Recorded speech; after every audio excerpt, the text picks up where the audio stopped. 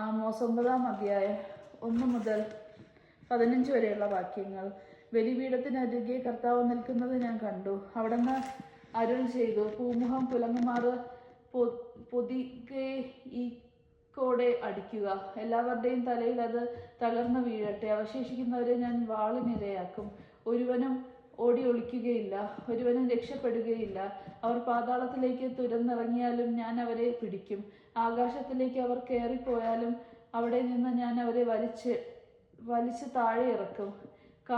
Carmel ശൃംഗത്തിൽ ഒളിച്ചാലും അവിടെ നിന്ന് ഞാൻ അവരെ തിരഞ്ഞു പിടിക്കും. എൻ്റെ കണ്ണിൽ പെടാത്ത വിധം ആഴിയുടെ അഗാധത്തിൽ അവർ ഒളിച്ചിരുന്നാലും സർപ്പത്തിന് ഞാൻ കൽപ്പന കൊടുക്കും, അതവരെ ദംശിക്കും. ശത്രുക്കൾ അവരെ പ്രവാസികളായി പിടിച്ചുകൊണ്ട് പോയാലും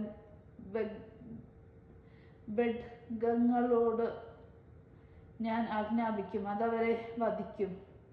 അവരുടെ മേൽ ഞാൻ ദൃഷ്ടി പതിക്കും.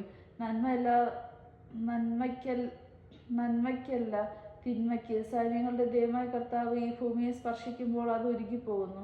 അതിലെ നിവാസികൾ ആർത്തരായി കഴിയുന്നു. അത് മുഴുവൻ നൈൽ പോലെ, അത് ഈജിപ്തിലെ നൈൽ പോലെ പതഞ്ഞു പൊങ്ങുകയും താഴുകയും ചെയ്യും. ആകാശങ്ങളിൽ തൻ്റെ ഉന്മത്തമന്ദിരം തീർക്കുകയും ഭൂമിയുടെ മേൽ കാമനം നിർമ്മിക്കുകയും കടൽ ജലങ്ങളെ വിളിച്ച് ഭൂതലത്തിൽ വർഷിക്കുകയും ചെയ്യുന്ന അവിടുത്തെ നാമം കർത്താവ് എന്നാണ്. കർത്താവ് അരുൾ ചെയ്യുന്നു, ഇസ്രായേൽ ജനമേ, നിങ്ങൾ എനിക്ക് എത്യോപ്യക്കാരെ പോലെ അല്ലയോ? ഇസ്രായേൽക്കാരെ പോലെ ഈജിപ്തിൽ നിന്ന്, ഫിലിസ്ത്യരുടെ കഫ്തോറിൽ നിന്നും, സിറിയക്കാരെ കീറിൽ നിന്നും കൊണ്ടുവരുന്നത് ഞാനല്ലേ? ഇതാ പാപപങ്കിലമായി രാജ്യത്തിൻ്റെ മേൽ ദൈവമായ കർത്താവിൻ്റെ ദൃഷ്ടി പതിഞ്ഞിരിക്കുന്നു. ഭൂമുഖത്ത് നിന്ന് ഞാൻ അവനെ നശിപ്പിക്കും, എന്നാൽ യാക്കോബിൻ്റെ ഭവനത്തെ പൂർണ്ണമായി നശിപ്പിക്കുകയില്ല. കർത്താവാണ് ഇത് അരുൾ ചെയ്യുന്നത്. ജനതകൾക്കിടയിൽ ഇസ്രായേൽ ഭവനത്തെ ഞാൻ അടിച്ചു ചിതറിക്കും. അരിപ്പ കൊണ്ടെന്ന പോലെ അവരെ ഞാൻ അരിക്കും. ഒരു മണൽത്തരി പോലും താഴെ വീഴുകയില്ല. തൻ്റെ ജനത്തിനിടയിലുള്ള പാപങ്ങൾ മുഴുവൻ വാളാൽ ദഹിക്കപ്പെടും. തിന്മ തങ്ങളെ കീഴടക്കുകയോ എതിർക്കുകയോ പോലും ചെയ്യുകയില്ലെന്ന് അവർ പറഞ്ഞു. ഇസ്രായേലിൻ്റെ പ്രതീക്ഷ. അന്ന് ദാവീദിൻ്റെ വീണുപോയ കൂടാരത്തിൽ ഞാൻ ഉയർത്തും.